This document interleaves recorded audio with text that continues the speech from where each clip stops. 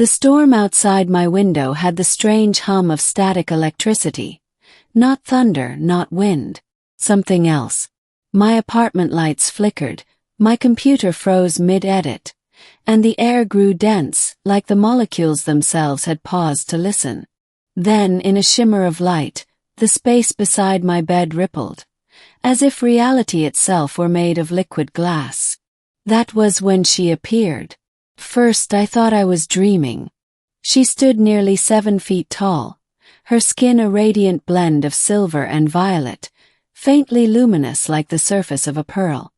Her eyes were pools of shifting light. Galaxies, maybe, too deep to hold any one color. She wore armor that pulsed with veins of soft blue light, and in her hand was something between a staff and a blade, humming gently with power. Before I could speak, her gaze fixed on me. "You are human?" she asked, her voice smooth and resonant, as if it echoed inside my bones rather than in the air. I nodded, frozen between awe and terror. "Yeah, I'm human." What are you?" She studied me for a moment, her expression unreadable. Then she set her weapon aside and took a step closer. "I am Queen Sereth of the Ilari Dominion," she said. "Your world is under observation. I arrived ahead of my fleet to confirm your species' viability." "Viability," I repeated, swallowing hard. "For what?" Her lips curved slightly, not quite a smile but something like it. "For survival. And for alliance." I blinked. "Alliance? You're saying aliens are real and you want to team up?" She tilted her head. "You misunderstand, human. The Dominion does not ask. It chooses." Before I could respond, she moved. In one instant she was across the room. In the next she was standing over me. The air shimmered with her energy. Her presence was magnetic. Overwhelming. Then, in a tone that was both command and confession, she said the words that would echo in my mind forever. "You'll sleep beside me tonight, human." My breath caught. "Wait, what?" Her gaze softened slightly, almost sorrowfully. "Your world's air burns my lungs. The only way to acclimate is through contact with a compatible being.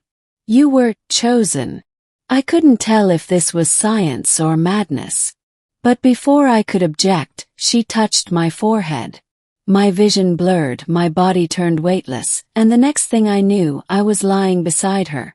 Not on my bed anymore, but on a surface of metallic silk that pulsed faintly beneath us. Part 2: The Queen's Bond. The place wasn't my room anymore. It was something else, her vessel maybe. The walls were translucent, shifting like light through crystal. I could see stars moving outside, though I had no sense of movement or gravity. Sereth lay beside me, her armor gone, replaced by an elegant garment of flowing luminescent fabric. "Where am I?" I whispered.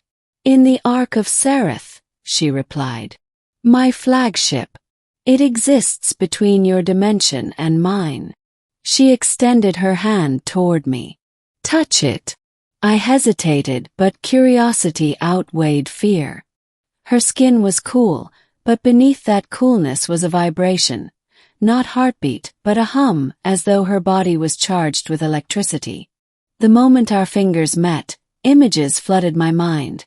Vast floating cities suspended in nebulae, worlds of crystalline oceans, armies of luminous beings marching beneath twin suns. "You see what I see," she said quietly. "This is my burden. My world is dying.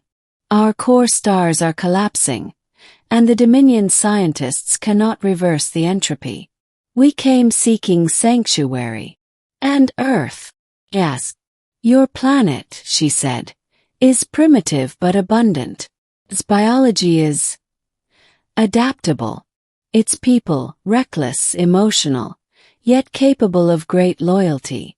We require an anchor species, one that can merge with ours." I felt the weight of her words. "You mean hybridization?" She nodded. Symbiosis. My kind cannot breathe your atmosphere for long. But with genetic resonance, through contact, through proximity, we can adapt. You, human, carry a gene sequence that resonates with Ilari frequency. Wait, how do you even know that? Asked. She looked away, almost embarrassed. Your internet is not secure. I laughed, a short, nervous laugh. So the alien queen hacked me before breaking into my room. Her eyes glimmered faintly. You were suitable. For a moment, silence filled the room. Then she leaned closer. Will you refuse me? It wasn't a question born of arrogance. It sounded almost vulnerable. Against all reason, I shook my head. No. Her hand rose again, tracing the air beside my cheek. Then rest, human. You will not be harmed. The hum in the air deepened. A soft light surrounded us both, and I drifted into unconsciousness. Part 3. The invasion that never was. When I awoke, I was back in my room. The morning sun poured through the blinds, my laptop blinked with unfinished edits, and my clock read 6:02 a.m. For a second, I thought it had been a dream until I saw the mark. A faint, glowing sigil shimmered on my wrist, a pattern like fractal wings. It pulsed gently with the same color as Saratha's eyes. For days afterward, I couldn't shake the feeling that something had changed. My senses were sharper. I could feel vibrations in the air, sense electricity in the walls, even predict weather shifts before they happened. And sometimes in the quiet hours of night, I heard her voice, distant like a song at the edge of consciousness. Then came the visions. In my sleep, I saw her ships gathering, massive, cathedral-like vessels hovering above Jupiter's red storms. I saw Sarath arguing with her council, her voice fierce and commanding. And then, one night, her message came through clearly, not as a dream but as words in my head. They have chosen war. I have chosen you. The next evening, every screen on Earth, every phone, every TV, every satellite feed, flickered simultaneously. A single image appeared. Saratha's face, radiant and calm. People of Earth, she said.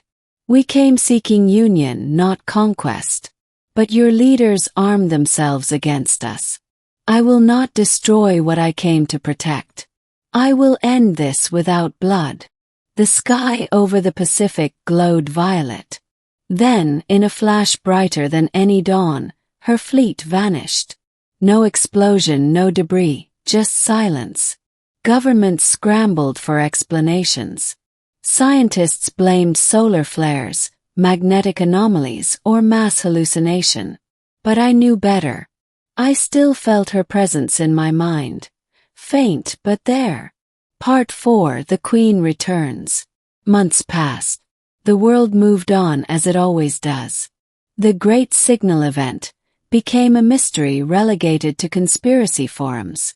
Yet every night I felt her, the pulse of her energy like a second heartbeat beneath my skin. Then, one stormy evening much like the first, the air shimmered again. She was there, standing in the same place by my bed, her armor dimmed, her expression weary but gentle. You're alive, I whispered. As are you, she replied. The Dominion fractured. I left it behind. Why come back here? She looked at me with those infinite eyes, and for the first time they softened completely. Because this is where I could breathe. She took my hand and I felt the pulse again, the same resonance, stronger this time. Outside thunder rolled, but it was no storm. It was the sound of her ship descending, hidden behind clouds. Will you stay? Yes. For tonight, she said. Perhaps longer. The galaxy is vast, human. But tonight I am tired of being a queen. Then she smiled. Not the measured smile of a ruler, but something simple, real, almost human. She lay beside me, and the hum of her presence filled the room. For the first time since that night,